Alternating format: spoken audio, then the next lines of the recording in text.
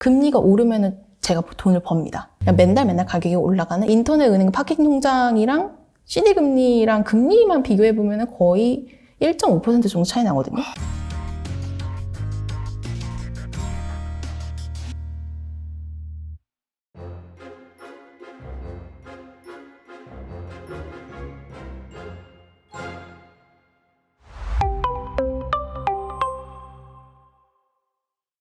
미래에셋 자산운용의 타이거 ETF 김수정 매니저님 모셨습니다. 안녕하세요. 안녕하세요. 오랜만에 인사드리네요. 네, 오랜만에 인사드립니다. 최근에 주시장이 너무 안 좋잖아요. 그러다 보니까 약간 자연스럽게 채권 쪽으로 좀 시선이 쏠리는 것 같아요. 그래서 오늘 좀 채권. 어떻게 본다면 최근에 막 여기저기에서 뭐 사상 최대 예금 가입자가 늘고 있다, 뭐 파킹 통장이니 뭐 CMA라든지 약간 좀 확정형 금리를 주는 그런 상품을 쏠리고 있는데 채권도 사실 어떻게 보면 그런 상품이잖아요. 네, 그렇죠. 그래서 우리가 이제 주식을 투자하는 입장에서 어떻게 방금 제가 말씀드린 그런 부분보다 초과 수익을 높이면서 또 환급성을 높일 수 있는지 그런 부분에 대해서 좀 알아보도록 하겠습니다. 네. 근데 문제가 있어요, 문제가.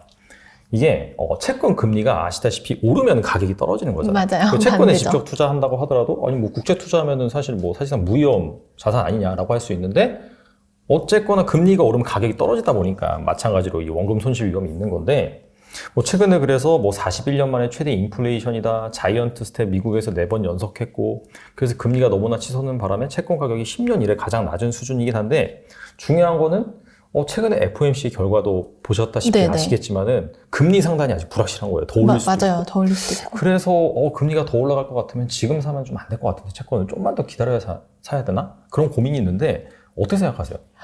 우선 고민이 많이 되시는 거는 맞고, 그 다음에 말씀 주신 것처럼 금리가 올라가면 채권 가격은 원래 반대이기 때문에 이게 금리가 많이 올라간다 치면 채권 가격이 떨어질 수도 있습니다. 이거는 확실히 인지를 하고 계셔야 될 것 같고, 근데 이게 또 올해 ETF의 특징을 말씀드리자면 채권 ETF가 많이 늘어났다라고 봐주시면 돼요. 상품의 종류가 아니요. 늘어났다? 투자자가. 투자자가. 금액이. 순매수가. 아. 그래서 역대급으로 올해 채권 ETF 순매수가 많았던 해라고 봐주시면 돼요. 그러니까 이게 한 3가지 정도 이유가 있을 것 같은데, 첫 번째로는 채권 ETF는 주식 ETF보다는 변동성이 훨씬 낮습니다. 이건 그렇죠. 다들 알고 계실 것 같아요. 안전자산의 성향이 굉장히 많이 가지고 있는 자산군이기 때문에 가격이 변동이 있긴 하겠지만 주식보다 변동성이 낮고, 그다음에 두 번째는 채권의 종류가 생각보다 다양합니다. 그래서 금리가 오를 때 수익이 나는 채권형 ETF도 있고, 그다음에 금리가 오르더라도 그다음에 덜 떨어지거나 변동성이 조금 더 작은 단기물 같은 경우에는 이제 채권 ETF 로 돈이 많이 들었다라고 봐주시면 될 것 같고,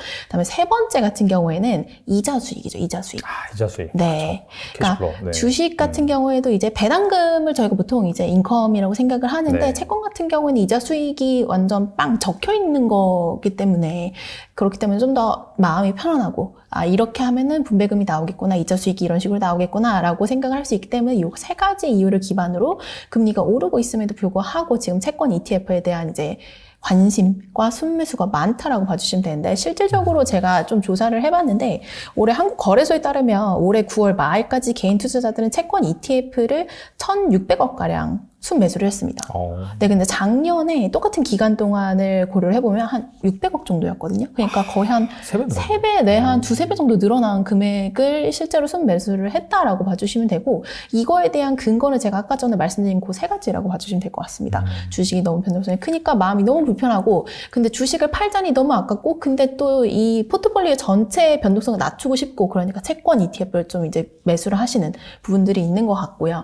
그 다음에 개인 투자자 채권 ETF 순매수를 보시면은 8월 달에 기억하실 거예요. 연준이 잭슨홀 미팅 와가지고 피봇은 없다. 그러니까 이렇게 얘기했을 때 맞아요. 제일 채권 ETF를 많이 사셨습니다. 국내 투자자분들이. 네. 그리고 순매수세가 좀 이렇게 이어지고 있다라고 봐주시면 될 것 같고요. 근데 이게 비단 우리나라만이냐, 우리나라만 사람들이 채권 ETF를 사냐, 그건 아니고 전 세계적으로 채권 ETF가 작년 대비해서 더 많이 순매수를 기록하고 있다라고 봐주시면 될 것 같아요. 그래서 이제 원래 증시가 흔들리면 채권 쪽으로 돈이 유입되기 마련인데, 지금 보시면 2021년 대비해서 2022년 글로벌 ETF 순유입 탑 10을 보시면은 채권 ETF가 확실히 더 많죠. 지금 그러네요, 인컴형, 진짜. 채권형 아. 이 훨씬 더 개수가 많다라고 봐주시면 됩니다. 어. 뭐 당연히 미국 같은 경우에는 채권 ETF들이 굉장히 거래가 활성화되어 있었던 시장이에요. 원래도. 그럼에도 불구하고 올해 좀 뚜렷하게 나타난 그 컨셉이 채권과 인컴이라고 봐주시면 됩니다. 올해 ETF 시장에서 전 세계적으로. 네. 뭔가 서학김이 순매수 상이랑 완전 다르네요. 완전 다르죠. 키키키키 뭐 SOX 이런 네, 건데. 요거는 이제 기관까지도 다, 기관 금액도 다 포함한 거기 때문에, 네, 미국은 기관 투자자들도 ETF를 많이 활용하는 편이거든요. 본인들 펀드에. 그래서 그런 것도 다 반영이 되는 숫자라고 봐주시면 됩니다. 근데 이제 금리가 아까도 말씀드렸다시피 확실히 많이 올라서 채권 가격이 싼 건 맞는데 네. 더 오를 것 같다는 거죠. 네. 그러니까 이 상황에서 채권 ETF를 좀 기다려서 사야 되지 않나? 채권 ETF뿐만 아니라 채권 가치를 그거 어떻게 생각하세요, 그거는? 지금 금리가 더 올라갈 것이냐 올라가지 않을 것이냐에 대한 의견은 굉장히 분분하다고 생각이 드는데 이미 채권 투자를 하셨다면 지금은 기다리시는 게 맞는 것 같고 그다음에 채권 투자를 고민하고 계신 분이라면 연준의 입에 굉장히 집중을 하셔야 된다. 그리고 채권 ETF가 종류가 정말 다양하거든요. 이게 뭐 예를 들어가지고 30년, 그러니까 제가 보여드리면 이게 채권, 우리나라에 상장되어 있을 수도 있고 없을 수 있는데 채권 ETF를 나누는 종류라고 봐주시면 돼요. 그래서 단기, 중기, 장기로 나뉘고 국내외로 나뉘고 국제회사채, 그 다음에 기타 채권 혼합, 그 다음에 네. 그 외에 정말 많은 종류들이 있는데 이 종류 중에서 내가 지금 활용할 수 있는 건 뭘까를 고민하시는 게 맞는 것 같아요. 그러니까 금리가 오른다라고 생각을 하면은 뭐 예를 들어서 이따가 말씀드린 CD금리라던가 이런 금리를 추종하는 채권형 상품은 네. 금리가 오르면은 제가 돈을 법니다. 그런 구조를 갖고 있습니다. 왜냐면은 금리 수익을 네. 365일로 나눠가지고 거기다 이자를 매일매일 붙여가지고 가격이 반영이 돼요. 근데 그 친구도 채권형이라고 저희가 보통 부르는 이유는 CD를 발행하는 주체가 은행이고 발행하는 거기 때문에 채권형이라고 저희가 보통 얘기를 합니다. 그러면 그거는 사실 금리가 올라도 벌고 떨어져도 벌긴 벌지만 오를 때보다 좀 덜 버는 그런 상품이에요. 그런 상품이라고 봐주시면 돼요. 네. 그런 상품도 있고, 그 다음에 단기물 같은 경우에는 금리가 오른다고, 그러니까 변동성이 훨씬 더 낮죠. 장기물보다는. 그렇기 때문에 변동성이 낮고, 그 대신에 이자 수익은 내가 어느 정도 기대할 수 있으며, 그런 부분들 때문에 지금은 단기가 훨씬 더 매력적인 선택지라고 봐주시면 될 것 같고요. 그 다음에 해외 ETF 같은 경우, 해외 채권 같은 경우에는 투자하기 너무 힘들기 때문에 ETF를 활용하시는 것도 방법이라 봐주시면 될 것 같습니다.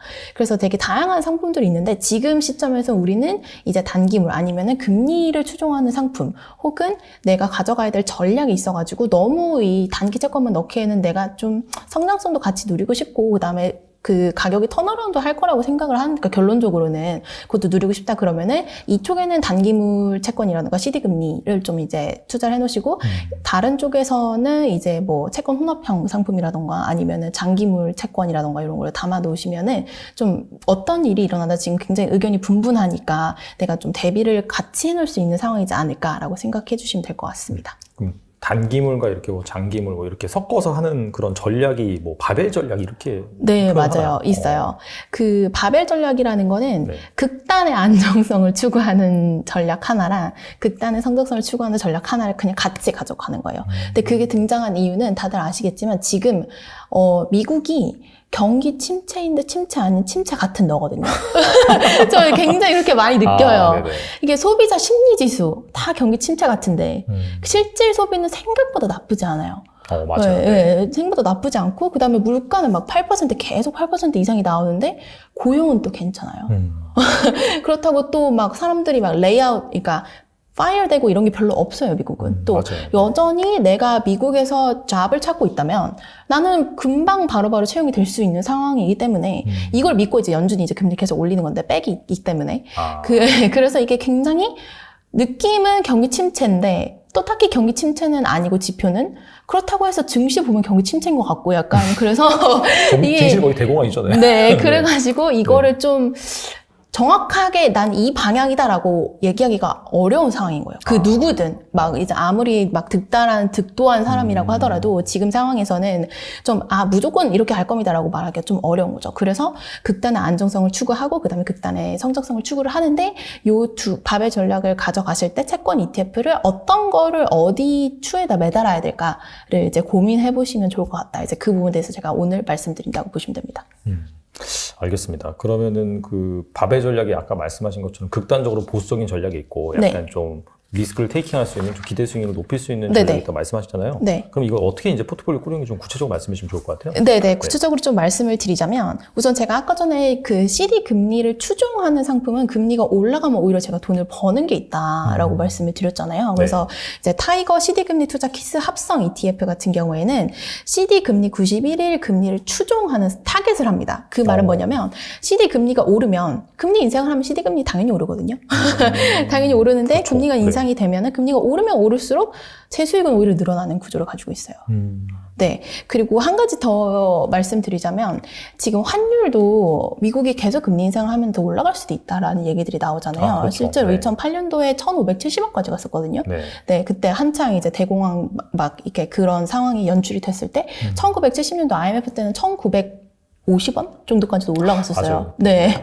그렇기 때문에 환율이 더 올라갈 수 있다고 생각하시는 분들은 근데 환투작이 좀 무서워. 그러면은 이제 타이거 미국 달러 단기 채권 액티브라 그래서 환율이 상승하는 것도 수혜를 누리시고 단기 채권이기 때문에 조금 더 이제 금리 변동성이 조금 덜 민감한 상품을 이제 포트폴리오에 활용하시는 것도 방법이고요. 그다음에 타이거 단기 총환채도 단기물 쪽에 이제 활용하시는 것도 방법이고, 그러면 이제 반대로 가가지고 저희 만기 채권 ETF 같은 경우에도 만기가 굉장히 짧은 축에 속하거든요. 그래서 1년, 2년짜리를 여기 달아놓으시는 것도 방법이고요. 그 반대로 가가지고는 장기 성장성을 가진 중 ETF라던가 아니면 중장기 채권 ETF를 활용하시는 것도 방법이에요.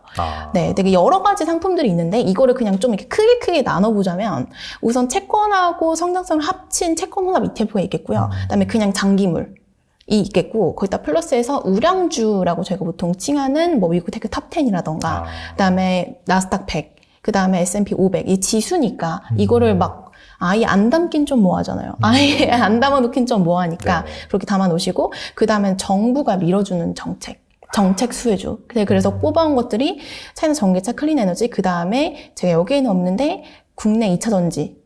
네, 국내 2차 전지 ETF랑 그 다음에 2차 전지가 포함되어 있는 글로벌 ETF들. 왜냐면은 미국이 IRA를 하면서 전 세계적으로 좀 신재생 에너지 기업들이 좀 이제 수혜를 받을 것이라고 생각이 되고 있고, 실질적으로 미국도 그렇고 글로벌 단위, 그 다음에 국내 2차 전지 기업들도 다 이제 수혜를 받을 것이라고 생각이 되기 때문에 결국에는 이제 주인공이 기업, 그 중앙은행에서 저는 정부로 바뀔 거라고 생각하거든요. 네, 이거에 대한 뭐 이야기를 조금 말씀드리자면 제가 네네. 준비한 건 아니지만 네. 저는 개인적으로 금융시장이 딱 세 개의 주체가 주인공이 매년 바뀐다고 생각해요. 기업일 때가 있고 네. 그 다음에 중앙은행일 때가 있고 그렇죠. 정부가 주인공일 때가 있어요. 근데 이거에 대한 주인공에 대한 이제 나누는 기준은 기업이 주인공일 때는 나타나는 게 IPO가 그렇게 많아요. 네, 기업이 주인공일 때는 기업이 무슨 얘기를 했을 때 주가가 영향을 많이 받고 이게 약간 2021년도라고 보시면 돼요. 네, 2021년도에 애플이 뭐 할 거야. 그러면 그거에 따라서 주가가 막 올라가고 아니면은 기업의 입장에서 이건 좀 이렇게 저희가 좀 줄이기로 했습니다라고 얘기하면은 그거에 따라서 떨어지고 그다음에 IPO가 유난히 많고 벤처 투자 엄청 많이 늘어나고 요런 시기가 이제 기업이 주인공인 시기. 2020년도는 코로나 팬데믹 때문에 정부가 주인공이었던 시기. 정부가 유동성을 풀겠다. 네네. 공급하겠다. 이러면서 증시라던가 아니면 금융시장 전체가 영향을 받았던 시기. 올해는 중앙은행이 주인공이죠. 중앙은행이 무슨 얘기를 하는지에 따라서 매크로 지표들이라던가 연준의 입에 모든 사람의 관심이 몰리는 그 시기. 근데 내년은 상반기까지는 중앙은행이 주인공일 것 같아요. 그 말은 뭐냐면 매크로 지표들이나 아니면 연준이 하는 얘기가 어떤지에 따라서 증시가 흔들릴 수 있다는 얘기고 그다음에 금리가 인상할 가능성이 열려 있다라고 이해해 주시면 될 것 같고, 근데 내년 하반기가 되면 언제까지고 금리 인상은 할 수는 없어요. 미국 경제가 버텨줄 거라고 생각은 하긴 하는데, 고용이 조금이라도 흔들리거나, 아니면은 소비자 물가지수가 조금이라도 괜찮아지거나, 이런 상황이 연출이 되면, 결국에는 경제가 지금 소비자 심리지수라는 거 이런 것들이 너무 안 좋기 때문에 정부가 나서서 벌써 한 거죠. IRA가 결론적으로는. 그 정부가 조금 더 주도적으로 정책적으로 밀어줄 산업들을 이제 픽할 수 있다. 그러면 그거에 대한 수혜주가 나올 수 있는 시기라고 생각을 합니다. 그래서 상반기 대비해서 하반기가 조금 더 나을 것이고, 이렇게 주인공이 결국에는 그 다음에는 기업이 오는 시기가 올 건데, 그런 이제 사이클을 견뎌가면서 저희가 이제 내년은 그렇기 때문에 바벨 전략을 가져가야 되는 시기인 거죠. 네. 그래서 그 정부가 밀어주는 산업이라든지 정책 이런 것들을 분석을 해봤을 때 뭐 IRA에서 힌트를 얻을 수 있지만은 네. 결과적으로는 뭐 이런 신재생 에너지라든지 뭐 네, 전기차라든지 그다음에 뭐 4차 산업혁명 관련해서 빅테크들은 어차피 이제 그런 부분에 있어서 뭐 우량주로 이미 거듭난 상황이죠. 그 친구들은 거기 이제 안전빵 네. 그런 차원에서 우량주로 이미 거듭난 상황이고 S&P 500 뭐 비슷한 S&P 500도 굉장히 이제 우량주다. 거기서 배당주까지 또 골라내면 또 우량주 성격이 더 강해지는데 이제 그 친구들과 탑10 같은 친구들은 약간 둘 다 같이 우량주 성격은 다르지만 그렇게 분석을 하시면 되고 이게 주식만 담다 보면은 좀 너무 위험하다라는 생각이 드시는 상황인 것 같아요. 지금이. 그렇기 때문에 이제 채권 혼합이라던가 단기 채권 형부를 좀 담아 놓으시면 이제 전반적으로 좀 금리에 대한 포트폴리오 전체적인 변동성이 좀 낮아지니까 저희가 지금 내년을 준비하는 시점에서 이런 방식으로 가져가야 된다라고 생각을 하고 있습니다. 혹시라도 막 시장이 더 빠지고 막 그래서 주식 쪽에서 뭐 이렇게 자연스럽게 비중이 낮아질 거 아니에요. 반대로 이제 뭐 단기채 그쪽은 비중이 높아지고 그럼 약간 중간에 리밸런싱을 할 수도 있겠네요. 그렇긴 하죠.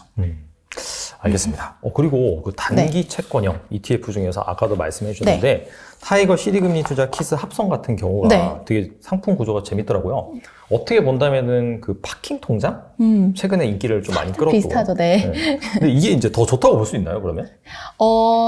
되게 다양한 측면을 말씀드려야 될 것 같은데, 우선 CD금리가 뭔지를, 저도 처음에 이 단어를 맞닥뜨렸을 때, 도대체 무슨 소리야? 할까 이랬었거든요. 그래서 설명을 드리자면, 이게 은행 가서 저희가 예금 통장을 만들잖아요. 그러면은, 뭐, 제 이름 김수정. 이렇게 딱 통장이 찍혀 있잖아요. 근데, CD금리 같은 경우에는 양도성 예금 증서에다가 이름 없이, 그냥 은행에서 종이에다 써주는 거예요. 뭐, 만기일 때 오시면 저희가 100만 원 드릴게요. 땅땅. 그래서 이렇게 종이를 주는 거예요. 근데 그거에 대한 그 종이가 이제 채권 발행됐다라고 보통 얘기를 하는데 이것도 발행이 된 거죠, 은행에서. 그렇다고 치면은 이 종이를 가지고 내가 좀 이따가 다른 은행에나 팔 수도 있는 거고, 다른 사람한테 팔 수도 있는 거죠. 그럼 그때 붙는 금리가 이제 CD 금리라고 봐주시면 되는데, 얘네들은 보통 이제 예를 들어서 이 100만 원짜리 양도성 예금 증서를 90만 원에 보통 팔아요. 그러면은 거기에 대한 금리는 10% 정도 되는 거잖아요. 이미 할인된 금액으로 파는 거죠. 채권처럼. 그래서 그런 것들이 이제 CD 금리라고 봐주시면 될 것 같고, 보통 통상적으로 사용하는 금리는 CD 91일 고시금리입니다. 네, CD 91일 고시금리는 금융투자협회 페이지에 가시면은 매일매일 오전 오후 다 계속 나옵니다. 모든 그 금리가.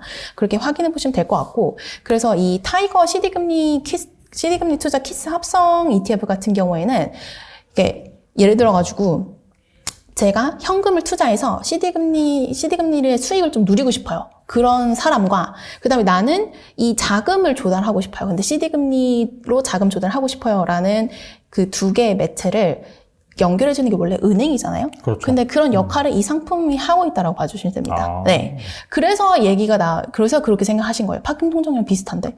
결국에 은행도 거의 가운데 껴있는 주체잖아요. 그렇죠. 그러니까 이 ETF도 거의 가운데 껴있는 주체니까 막 느끼기에 이게 파킹 통장이 좀 비슷한 것 같은데 약간 요즘 회자된 데는 좀 비슷한 것 같은데 라는 느낌을 느끼시는 거죠. 그래서 말씀을 드리자면 이게 CD금리 추인데 올해 초부터 금리를 막 올리기 시작하면서 이렇게까지 금리가 갑자기 위로 막 솟치는 적은 그렇게 많지는 않았거든요. 맞아요.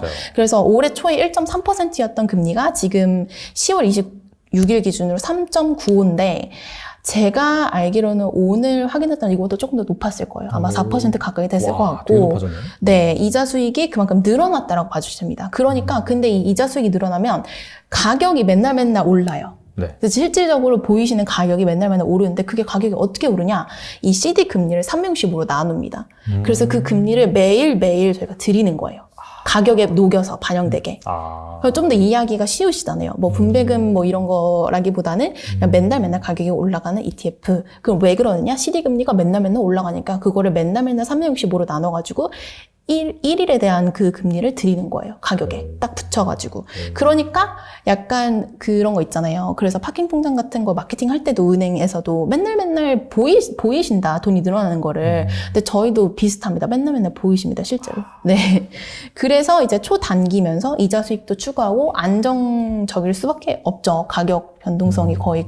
그러니까 아무리 금리가 떨어진다 하더라도 마이너스로 가는 구조는 엔간하면 잘 일어나지 않는다고 볼 수 있죠. 뭐 금리가 마이너스로 가지 않는 이상. 몇 년 사이에 그런 일은 없겠죠. 네. 완전히 뭐 이렇게 뭐 운석이 떨어지거나 뭔가 네, 뭔가 빅 이벤트가 네, 그쵸? 빅 이벤트가 인류가 막, 벌어지지 않는 그쵸? 이상. 그런 이벤트가 나오지 않는 이상. 네. 그래서 제가 아까 전에 말씀드린 것처럼 발행 은행도 시중 은행이 제일 많아요. 시중 은행이나 특수 은행이 발행을 하기 때문에 상당히 안정적인 채권물이라고 봐주실 수 있고, 잔존 만기 60일에서 120일 이내에 국내 시중 은행이나 특수 은행에서 발행한 CD 금리를 열정을 정도 담고 있다. 그래서 이 CD 금리 추이를 확인하시면서 투자하시는 것도 방법이고요. 그 다음에 사실은 이렇게 계속 금리가 상당히 열려있다 말씀드린 이유가 얘도 계속 올라가지 않을까. 그러면 저희는 이제 이 모든 것이 불안한 상황 속에 제 포트폴리오에 알아서 계속 돈이 붙는 애가 있구나라고 하면 조금 더 마음을 편안하게 가져가시지 않을까라는 생각에 저희가 이 상품을 들고 나왔다라고 봐주시면 되고, 한 가지 기억하셔야 될 게 저희가 이 상품을 출시한 지 몇 년 정도 됐거든요. 아, 그래요? 네. 원래 있었어요? 네, 원래 있었어요. 원래 있었어요. 막 그렇구나. 엄청 오래된 건 아닌데, 막 어. 올해 출시한 건 아니거든요. 그러니까 원래도 저희가 이런 상품이 있으면 투자자분들이 좀 포트폴리오에 좀 마음 편하게 가져갈 수 있지 않을까라는 생각을 했기 때문에 요거를 상품을 만들어 놨었는데, 옛날에는 제가 아까 전에 말씀드린 게 오전하고 오후하고 금리가 2번 발표된다고 말씀을 드렸잖아요. 네. 근데 지금은 오전보다 오후가 높고 그 오후보다 그 다음날 오전이 높고 약간 요 정도 수준이거든요. 근데 이게 금리가 한창 낮았던 시기가 있잖아요. 금리가 낮았던 시기에는 네. 오전 대비해서 오후가 조금 더 낮거나 이런 상황에서는 캐피털 로스가 발생을 했었어요. 근데 그거를 저희가 아니 굳이 어차피 종가는 오후인데 굳이 저희가 그거를 반영을 해가지고 이제 캐피털 로스가 나타나는 것처럼 보여드리는 것보다는 그냥 오후로만 추종을 하면 이제 거기서 생기는 불필요한 캐피털 로스는 없기 때문에 네. 이제 그런 문제를 다 해결하는 방법을 저희가 고안을 해서 올해 바꿨다라고 봐주시면 됩니다. 옛날에 출시했는데 이게 잘 안 알려진 게 바로 요 구간 때문에 네, 그렇죠. 구간이 조금 이렇게 막 매력적인 네, 구간이 그렇게 매력적이라고 보기는 좀 어려웠죠. 왜냐하면 금리가 워낙에 거의 제로 금리 수준이었잖아요. 네, 전 세계적으로. 그럼 이거 같은 경우에도 그 ETF 자산 내에서 계속해서 이제 교체를 해주는 건가요? 시기. 네, 왜냐면은 저희가 이제 듀레이션을 잔존 만기 60일에서 120일 이내에 CD 금리가 CD 금리를 열정 정도 갖고 있는데 얘네들이 만기 거의 다 되면 다 바꿔 이렇게 되는 거죠. 근데 그러면 이제 딱 드는 생각이 수수료가 많이 발생해서 결과적으로 이제 반영되는 그런 플러스가 낮지 않을까? 그러니까 예금 통장 대비해서 수수료는 발생할 수 있는데 그렇게 크다라고 봐주실 필요는 없고요. 저희가 보수 되게 낮게 측정하고 있기 때문에 네. 그래서 제가 좀 이거 비교를 하는 걸 가져와 봤어요. 네. 왜냐면은 이게 파킹 통장이랑 비슷한데 플러스 CMA랑 좀 비슷하다. 왜냐면 CMA 통장 같은 경우에도 이렇게 붙잖아요. 맞아요. 그래서 제가 좀 이제 연평균 얼마 정도 금리를 주는지 어저께 기준으로 제가 이제 조사를 해왔습니다. 네. 그래서 이 인터넷 은행 파킹 통장이라고 제가 적어놨는데 이건 뭐냐면 뭐 카카오뱅크, 토스뱅크 약간 요런 인터넷 뱅크들 있잖아요. K뱅크 요런 애들에서 지급하는 파킹 통장의 연평균 2.5%에서 3고 사이에 있고요. 네. 그 다음에 저축은행 파킹 통장은 좀 더 높습니다. 당연히 저축은행이기 때문에 그래서 3.5% 정도의 금리를 가지고 있다라고 봤을 때 CMA는 3% 정도밖에 안 되더라고요. 생각보다 그렇게 높지 않았어요. 네. 근데 CD 91일 금리 같은 경우에는 어저께 기준으로 제가 아까 말씀드렸잖아요. 네. 3.97이네요. 제가 숫자 기억이 잘 안 나는데 네, 거의 4%이기 때문에 사실 인터넷 은행 파킹 통장이랑 CD 금리랑 금리만 비교해 보면은 거의 1.5% 정도 차이 나거든요. 차이 많이 나네요. 네, 차이가 많이 나죠. 그래서 수수료가 발생을 하더라도 그게 그렇게 크게 느껴질 정도는 아니다라고 말씀을 드리는 편입니다. 그래서 보수가 1bp? 아까 그렇게 적혀져 있던 것 같아요. 네, 맞아요. 그럼 0.01%인가요, 그게? 0.01%. 되게 낮네요, 진짜. 네, 0.01%를 여기서 뺀다고 하더라도 그렇습니다. 여기까지. 그래서 어제 자로 제가 사실 저도 되게 요즘 시장이 이러니까 공부를 많이 하게 되더라고요. 원래 저는 주식을 이제 주되게 공부하던 사람인데 저희가 지금 이제 시장 상황이 마땅치가 않다 보니까 이제 다른 것들 다 공부하다 보니까 CD 금리가 상당히 높은 편입니다. 안정적이면서도 맨날 불어난다라고 봐주시면 되고요. 그리고 이게 실질적으로 이제 개인 투자자분들한테 말씀드리고 싶은 거는 이게 그 파킹 통장이든 예금 통장이든 이런 걸 만들 때 우대 금리를 받으려면 별의별 걸 다 해야 돼요. 네, 저도 가입하고 신용카드 쓰고 이 은행은 처음이어야 되면서 처음으로 계좌 개설을 하면서 이렇게 되게 뭐가 많은데 저희는 그런 거 없고요. 그냥 매수하시면 되는 거고 거기다 플러스 해가지고 한도가 있어요. 그러니까 내가 파킹 통장에다가 네. 돈을 막 엄청 많이 넣고 싶어요. 돈이 이자가 계속 붙는다는데 넣고 싶잖아요. 근데 그거에 대한 한도가 있는 편입니다. 보통은 월 얼마, 적금도 그렇듯이 월 얼마 이렇게 제한이 있는데 ETF는 그런 게 없기 때문에 생각하시는 그 포트폴리오 내에서 내가 이 정도는 좀 안정적으로 가져가고 싶다. 여기에다 이자 수익이 매일매일 붙었으면 좋겠다 싶은 금액을 떼다가 이제 투자하시는 것도 방법이라고 제가 말씀드립니다. 확실히 좀 금리가 올라가는 구간 같은 경우에는 뭐 그냥 확실히 묻어두면서 나중에 뭐 금리가 정점을 찍었을 때 그때 이제 뭐 포트폴리오 리밸런싱을 한다든지. 리밸런싱 하시면 되는 거죠. 근데 내년까지는 아까 전에 말씀드린 것처럼 내년 상반기까지는 중앙은행이 주인공인 것 같아요. 네. 알겠습니다. 뭐 딱 보니까 파킹 통장이나 최근에 또 CMA 금리가 파킹 통장을 역전했다고 한들 또 이렇게 보니까 CD 금리가 CMA보다 높기 때문에 확실히 좀 여기에서 뭐 수수료가 좀 일정 부분 발생할 수 있을지언정 크지 않기 때문에 잘 비교를 하시면서 투자를 하시면 좋을 것 같네요. 네. 그리고 지금과 같이 불확실성이 커지는 시기에 채권을 활용해서 좀 어떻게 포트폴리오를 짤 수 있을까요? 제가 아까 전에 이렇게 바벨을 보여드렸는데 이쪽에서 제가 지금 시황에 가장 잘 어울리는 채권 하나 뽑아가지고 말씀을 드렸고 나머지 채권들도 같이 보시면 좋을 것 같고 근데 이쪽에서 활용할 수 있는 채권 ETF 같은 경우에는 저는 미국 나스닥 100TR 채권 혼합 ETF 이름이 너무 길죠? 어쨌든 거의 랩을 해야 되는데 랩을 해야 되는데 이 ETF를 제가 좀 말씀을 드리는 편입니다. 왜냐면은 이 단기 금리 상품은 이제 제 기준에서 왼쪽 보시는 분들 기준에서 오른쪽이겠지만 근데 이제 오른쪽에는 중장기 채권 ETF, 장기 성장성을 가진 ETF라고 적어놨는데 이 두 개를 딱 합치면 이 ETF가 돼요. 네, 중장기면서 거기다 플러스 성장성까지 합치면은 딱 이제 나스닥 100 지수에 국내 채권 합친 장기 채권들 합친 딱 그게 나오기 때문에 제가 이 상품을 좀 하나로 합친 상품이라서 제가 가져와 봤고요. 채권 나스닥의 성장성 플러스 채권의 안정성까지 누릴 수 있는 제가 여기 그림을 가져온 게 뭐냐면 나스닥 100 지수의 특징인데 지금은 나스닥이 너무 밉죠. 지금은 너무 밉죠. 근데 또 이제 또 시간 지나면 그때가 이런 점점점 왜 그렇게 말씀을 드리냐면 나스닥이 상당히 엄청나게 긴 역사를 가지고 있습니다. 근데 엄청 예전으로 간다기보다는 제가 이제 태어났던 뭐 94년도, 95년도부터 보면은 닷컴 버블 때도 난리도 아니죠. 그때는 거의 올랐던 거를 5년 내에 올랐던 걸 다시 제대로 다 반납을 하고 80%. 네, 80% 반납을 하고 글로벌 금융 위기 때도 힘든 시기가 있었고 코로나19 때도 힘든 시기가 있었지만 결국에는 다 극복했던 그거에 대한 극복에 대한 동력은 제가 예전 시간들에 나와가지고 말씀드렸던 것처럼 기업들의 성장성, 미국 기업들이 가지고 있는 성장성과 미래를 준비하는 준비성에서 비롯된 거라고 봐주시면 되는데 걔네들이 지금 놀고 있는 건 아니거든요. 매크로 시장이 이래서 그런 거지. 그렇죠. 열심히 일하고 있습니다. 네.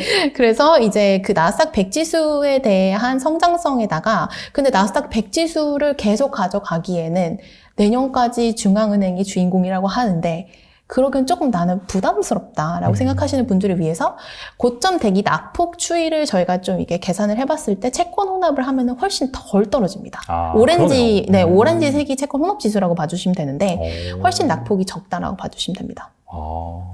어쩔 수 없죠. 당연히 변동성이 확 줄어드니까. 네, 그래서 성장성을 가지고 있으면서도 나는 채권에도 투자하고 싶고, 그 다음에 바벨 전략을 생각했을 때 중장기 채권이면 좋을 것 같은데, 그거를 딱 이제 합쳐놓은 게 이 상품을 봐주시면 될 것 같고요.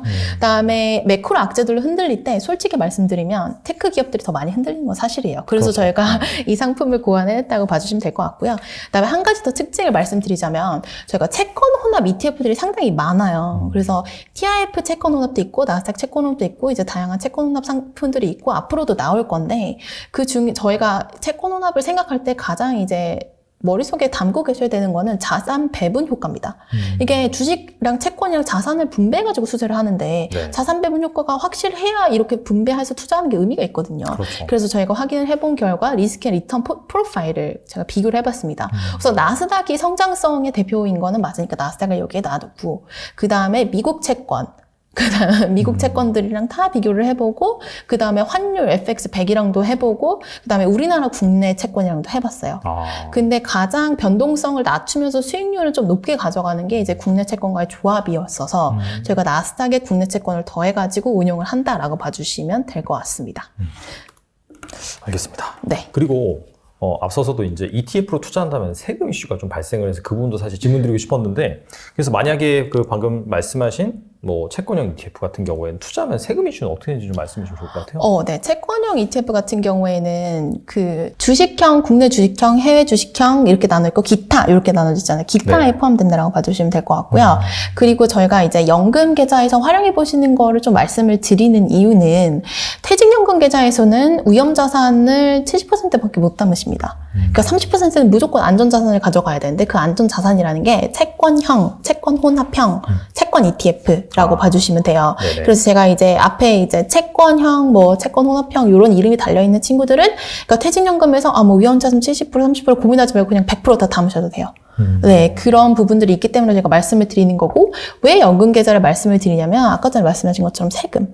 그러니까 채권 ETF는 제가 앞에서 말씀드린 CD금리 투자라던가 아니면 나스닥 채권 혼합 TR은 TR은 재투자하는 거고 CD금리는 맨날 금리가 녹아있는 거기 때문에 분배금에 대한 세금을 걱정 안 하셔도 되기는 하는데 그냥 채권형 ETF에 투자하신다 되게 상품이 다양하잖아요. 그러면은 이자 수익을 분배금으로 저희가 지급을 하거든요.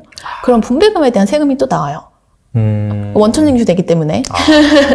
네, 그래서 이런 채권형 ETF 같은 경우 혹은 인컴형 ETF 같은 경우에는 연금 계좌에서 이제 투자를 하시면 매매 차익이라던가 분배금에 대한 이제 세금 같은 거를 과세 이연을 하실 수 있기 때문에 퇴직연금에서 활용하시는 거를 저희가 좀 말씀을 드리는 편입니다. 근데 그러면은 앞서 타이거 CD금리 투자 키스 합성 같은 경우에는 네. 이게 이제 이자를 지급하는 게 아니라 가격에서 반영시키는 거잖아요. 네네네. 그러면 이거는 이제 1단위로 365를 쪼개서 발생하는 이자를 가격에 반영시키기 때문에 여기에 그 분배금이 반영시키는 없는 데 대한 그 세금은 안 내는 거네요. 그냥 매매 차익으로 찍히는 거죠. 파실 때. 그러면은 되게 좋은 게 CMA나 파킹 통장 같은 경우에 15.4% 띄고 주잖아요. 줄 네, 때. 그런 편이죠. 그럼 그것까지 고려하면은 차이가 상당하겠네요. 그렇죠. 금액에 얼마나 투자하시는지 알아서. 그 전까지 사실 그렇구나 그러니까 했는데, 그러면 여기 투자한 게 상품이니까 맞겠네. ETF가 붙어있기 때문에 예금하고 적금하고 세금 차이가 완전히 다르다고 그러면 보시면 거의 돼요. 한 50%, 한 60% 차이 나겠네요, 진짜. 차이가 많이 날 수도 있죠. 잘 살펴보시고 네. CMA 하는 것보다 이거 하는 게 나을 것 같습니다. 제가 봐도. 네.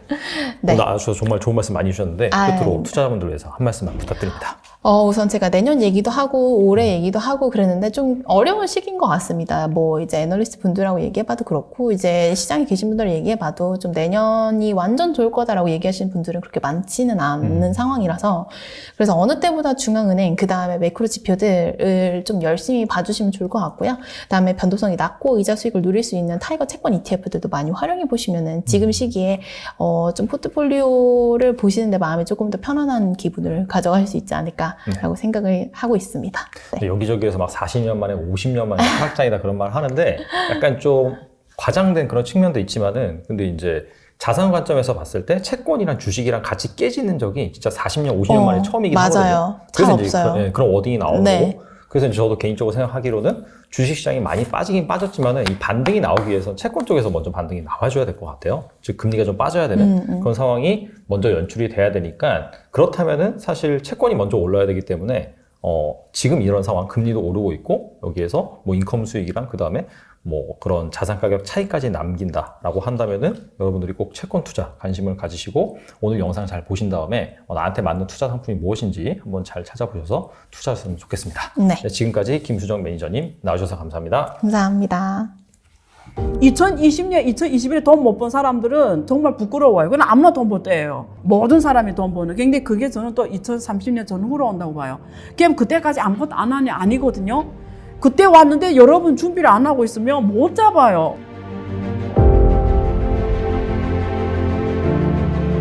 그럼 여러분 기술의 판이 바뀐다라는 거예요. 지금은 또 새로운 기술을 기반으로 해서 새로 50년 주기가 시작되는 시점에 와 있다. 근데 여러분 운 좋게 지금 이 시장에 숨쉬는 사람들은 그 50년 기회가 한번 잡을 수 있게 됐다라는 거예요. 어려운 게 아니거든요. 사람들이 어렵게 보거든요. 투자라고 하면은 전혀 아닙니다. 모를 때는 어려워요. 알면은 쉽거든요.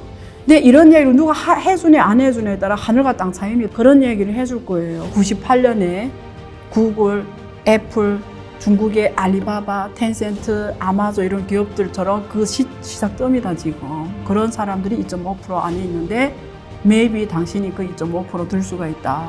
그런 시야, 인사이트를 주는 시간이 되도록 제가 하려고 하는 겁니다.